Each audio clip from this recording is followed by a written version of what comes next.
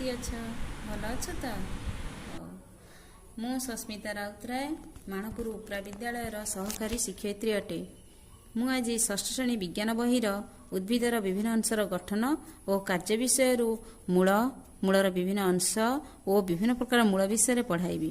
ଉଦ୍ଭିଦର ବିଭିନ୍ନ ଅଂଶ କହିଲେ ଆମେ ଉଦ୍ଭିଦର ମୂଳ, କାଣ୍ଡ, ପତ୍ର, ଫୁଲ ଓ ଫଳକୁ ବୁଝୁ। ବର୍ତ୍ତମାନ ଆମେ ଉଦ୍ଭିଦର ମୂଳ ବିଷୟରେ ପଢ଼ିବା। ମୂଳ ଉଦ୍ଭିଦର ଯେଉଁ ଅଂଶ ଗଜାର ଭ୍ରୂଣ ମୂଳରୁ ବାହାରି ମାଟି ଭିତରେ ଥାଏ ତାକୁ ମୂଳ କୁହାଯାଏ। ଏହା ଆଲୋକର ବିପରୀତ ଦିଗରେ ମୂର୍ତ୍ତିକା ଆଡ଼କୁ ବଢ଼ିଥାଏ। ବର୍ତ୍ତମାନ ଆମେ ମୂଳର ଏହା ଏକ ଉଦ୍ଭିଦର ମୂଳର ଚିତ୍ର ଅଟେ। ଏହି ମଝିରେ ଥିବା ମୂଳଟିକୁ ମୋଟା ମୂଳଟିକୁ ଆମେ ପ୍ରଧାନ ମୂଳ କହିଥାଉ। ସେଥିରୁ ବାହାରିଥିବା ମୂଳକୁ ଶାଖା ମୂଳ, ଶାଖା ମୂଳରୁ ବାହାରିଥିବା ମୂଳକୁ ପ୍ରଶାଖ ମୂଳ କୁହାଯାଏ। ପ୍ରତ୍ୟେକ ମୂଳର ଅଗ୍ରଭାଗରେ ଏକ କ୍ଷୁଦ୍ର ଟୋପି ଭଳି ଅଂଶ ଥାଏ, ଯାହାକୁ ଆମେ ମୂଳତ୍ରାଣ କହିଥାଉ।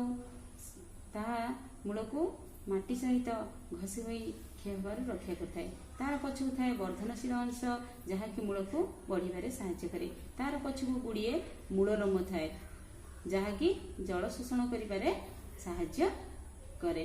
ଏହି ମୂଳତ୍ରାଣ, ବର୍ଦ୍ଧନଶୀଳ ଅଂଶ, ମୂଳରୋମ ପ୍ରତ୍ୟେକ ପ୍ରଧାନ ମୂଳ, ଶାଖା ମୂଳ, ପ୍ରଶାଖ ମୂଳ ଇତ୍ୟାଦିରେ ଥାଏ।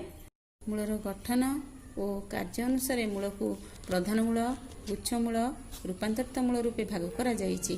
ପ୍ରଧାନ ମୂଳ ଗଛର ଯେଉଁ ଅଂଶ କାଣ୍ଡରୁ ବାହାରି ମାଟି ତଳକୁ କ୍ରମେ ସରୁ ହୋଇଥାଏ ତାହାକୁ ପ୍ରଧାନ ମୂଳ କୁହାଯାଏ। ଯଥା ଲଙ୍କା ଗଛ, ଆମ୍ବ ଗଛ, ବାଇଗଣ ଗଛର ମୂଳ ଇତ୍ୟାଦିକୁ ପ୍ରଧାନ ମୂଳ କୁହାଯାଏ। ଗଛର ପ୍ରଧାନ ମୂଳ ନଥାଇ କାଣ୍ଡରୁ ଯେଉଁ ଅଂଶ ସରୁ ସରୁ ଚେର ହୋଇ ବାହାରିଥାଏ ତାହାକୁ ଗୁଚ୍ଛ ମୂଳ କୁହାଯାଏ।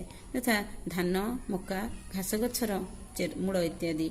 ରୂପାନ୍ତରିତ ମୂଳ କହିଲେ ଆମେ ସାଧାରଣତଃ ଭଣ୍ଡାର ମୂଳ, ସ୍ତମ୍ଭ ମୂଳ, ଠେସ ମୂଳକୁ ବୁଝିଥାଉ। ଭଣ୍ଡାର ମୂଳ ଯେଉଁ ମୂଳ ଖାଦ୍ୟ ସଞ୍ଚୟ କରିଥାଏ ତାହାକୁ ଭଣ୍ଡାର ମୂଳ କୁହାଯାଏ। ଯଥା ବିଟି, ଗାଜର, ମୂଳା। ସେହିପରି ବରଗଛର ଓହଳ ବାହାରି ମାଟି ଭିତରକୁ ଯାଇଥାଏ।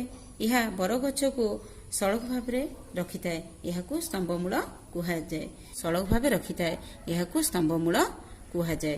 କିଆ ଗଛରୁ ବାହାରିଥିବା ମୂଳ କିଆ ଗଛକୁ ଠେସି ରଖେ, ଏହାକୁ ଠେସ ମୂଳ କୁହାଯାଏ। ଏହି ଠେସ ମୂଳ ଓ ସ୍ତମ୍ଭ ମୂଳକୁ ଆସ୍ଥାନିକ ରୂପାନ୍ତରିତ ମୂଳ କୁହାଯାଏ।